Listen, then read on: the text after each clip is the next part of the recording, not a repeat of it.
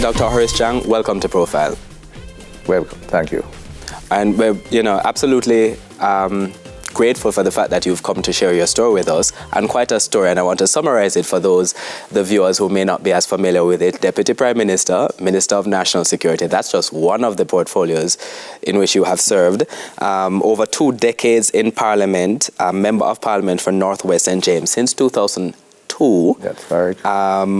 Also roles, as I said, just one of the portfolios now, national security. But before, works and housing, environment, water and local government. That was a big one. Massive. Water and housing, 2007 to 2010, parliamentary secretary in the Ministry of Health back in 1980 to 86. But those are the roles in government, but also roles in your party. Right now, General Secretary of the Jamaica Labour Party, and you have served different roles in the party as well, and a professional journey that really has just spanned decades. Now, when you listen to this kind of story, what do you think, first of all, when you think of your own resume? I've had time to give more thought to it, but it has been an interesting journey. Now, in terms of, let's start by talking about where that journey began. Now, people know you for the political roles, but they don't know much about your background. Where did you grow up? It's one of the features of Jamaican public life. Very few people take a look at where you're coming from and what you are, really, which really sets your character. And I'm a country boy. I was born in the hills in a little district called Glen Burnie between Newmarket and New Roads. Attended the New Roads All Day School. This is Westmoreland? In Westmoreland, yes. New Roads in Westmoreland, Newmarket is in St. Elizabeth. And you sit literally on the border of it. Grew up with my grandmother, because my mother left for England. When I was quite young, I was just over a year old. She was among what you might call the winners, but she went to England in the 50s to work in the hospitals. My mother was one of only 2 sisters. So my aunt stayed in Jamaica. At the time, I'd say the grandparents were very committed to education. I actually learned to read using all kinds of books, because we didn't have a lot of books out in the country, but the Glean and the Bible and whatever else I was able to read. And what was the community like? You said it was a farming community. Small community, farming community.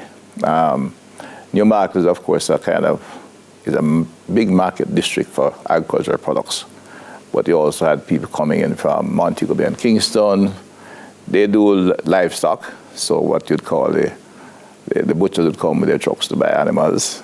They do a lot of food crops, yam, sweet potato, and of course in those days a lot of red peas, which is a protein product good for nutrition. There was also the dairy products. In the early days, Jamaica most Jamaicans would recall that when we were doing the condensed milk, Bagua would send trucks across the island to pick up milk, and it was a good cash flow for farmers, as well as a significant contribution to nutrition in Jamaica. Now, you said they were very dedicated to education. What do you mean? My grandmother in particular, wanted me to learn to read early, and sent a few of us went to a little basic school, what you call now basic school. You might want to use the term veranda school, because there was a lady who had been to high school off the island. I think she came from Panama. They were returning residents from Panama. Jamaicans went to Panama to build the canal, and many of them returned to Jamaica at later stage in retirement. And her family was one of them. She and her husband came back, ran a small farm nearby, and she started a little school, because she went to the American high school in Panama. And we basically learned the rudiments of English and maths, essentially. And it was good fun, as well as we were learning something which a few of us went there, maybe about 6 or 7 of us we was going there and paid this required fees per week. But I said my favorite seat was under a grapefruit tree. This paved the way over time for you to go to Cornwall College. Yeah, by the time we got into primary school at New Roads, we were essentially functionally literate. At that time we were still grades A, B, C, 1, 2, and 3, and by the time we were getting into class 3, we were talking about common entrance exam. The government had just introduced the 70-30 ratio, which you will recall lasted for quite a long time, but it meant that 30% of the space would go to prep school attendees and 70% to primary school, an attempt to ensure the primary schools had access to high schools. And out of that, New Roads, I was one of the students from New Roads.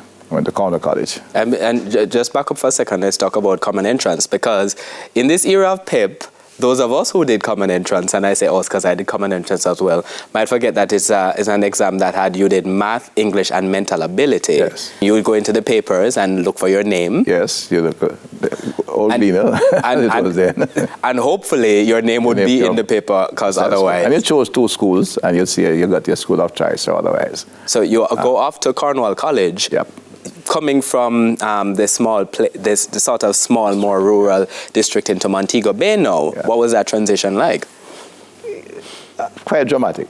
You're coming from the district where you pretty much knew everybody knew you walked from school, and then you get into Montego Bay, and you had a big urban center, thousands of people. This is in the 1960s? Yeah, you didn't know much, but you're still, Cornwall College then was, of course, the main high school, the high school for boys, and it had a high rule. So you got a certain level of respect that you went there, which was good.